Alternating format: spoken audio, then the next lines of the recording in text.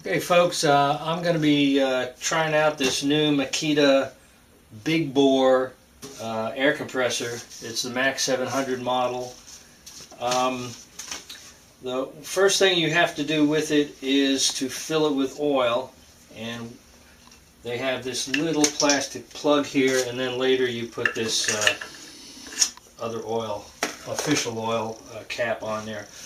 Before we get to that, one thing I wanted to tell you is they don't tell you exactly where to hook up this air filter, but I looked in the exploded parts view and found where the air filter was, and you can find it because it'll have another little plastic cap in the hole where this goes, and basically it's going to be at the top of that piston cylinder head there, and you just take that off and get this in there. It's a pretty dinky little air filter. You may consider putting a little heavier duty one on later, but it seems to breathe pretty easy. I have the intake pointing back here rather than on the hot side. Okay, moving on to filling the oil. We've got a little sight glass here. Not a lot of instructions specifically, but it looks like you want to fill up to that red dot that's in the middle of that glass there. They give you some compressor oil. My guess is it is exactly just enough to fill that up. You may want to use a funnel like I'm going to do. You definitely want to have enough oil in it before you get going. So I'll pour about half this in and see if it's registering at all. I thought I saw a little splash by there. There's the level. Whoop, man, we've come up a little too much. We overfilled it a little to start with. I was wrong. They actually gave you a generous supply of the oil. So we went over our little red dot a little. So I drained some out.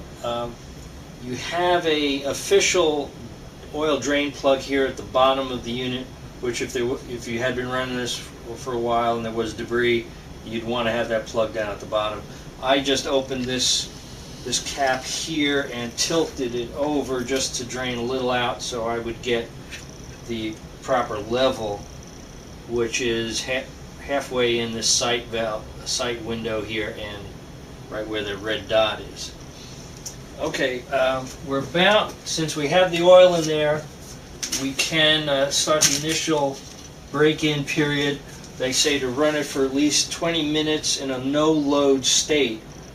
And the way you get the no-load is you open this drain cock at the bottom, as best as I can determine from the instructions. The instructions are a little ambiguous, so you may want to go over them a few times.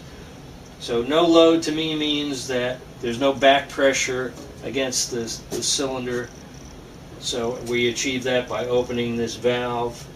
And we'll just start the break-in period. And you'll get an idea just how loud this is. The big selling point on this was that it was a slower RPM but a bigger bore, and it was a quieter unit. So we will see what it sounds like. And I don't see anything happening. We've plugged it in. Perhaps we have to have our pressure switch on. So let's see if that's true. Okay, so we've just had a revelation here that the pressure switch is actually the on switch.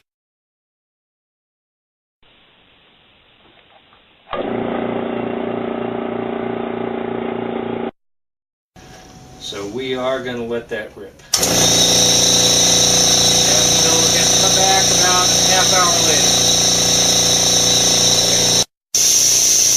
Okay, it's been about 25 minutes.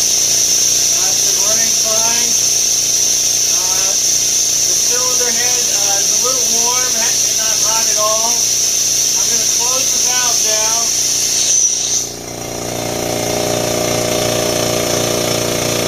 We can see some pressure building now.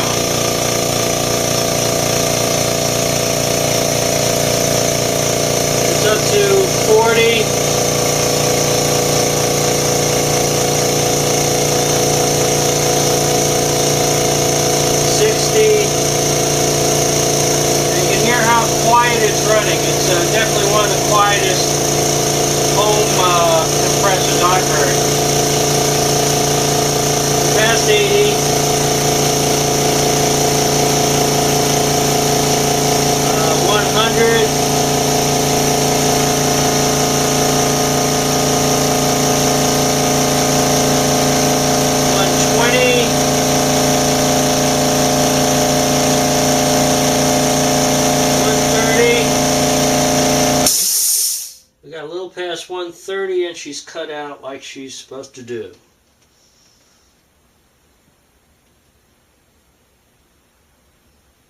Seems to be holding pressure.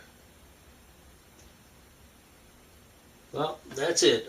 So we've broken in the MAC700, and it seems to be holding pressure, maybe sliding off a little. And there you go.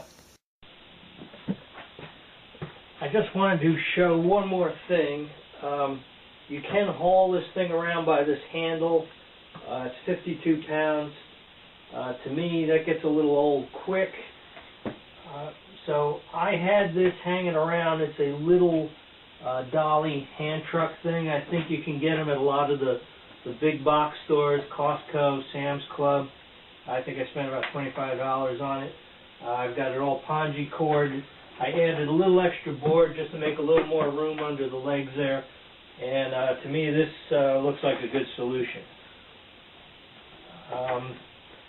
I mostly intended to get this for inflating car tires and also filling up this little, very portable tank and using that to blow off keyboards upstairs in the house or anywhere. Also, especially chainsaws get very messy, and I got the blow thing here for that, and mostly those two functions are what I got it for. I got a very nice little, gas station style filler with the slider gauge on there. Okay, that's it.